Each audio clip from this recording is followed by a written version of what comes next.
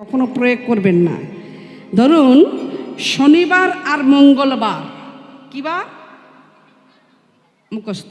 শনিবার আর মঙ্গলবার যদি কারোর বাড়িতে ঝগড়া লাগে, কাউকে বলার প্রয়োজন নেই, দুজনার মধ্যে একজনের রান্নাঘরের পিছনে গিয়ে বাম হাতের করে আঙুল দিয়ে যদি কেউ একদমে লিখে দিতে পারেন, নারদ নারদ নারদ, দিনে রাতে ঝগড়া থামবার সম্ভাবনা নেই।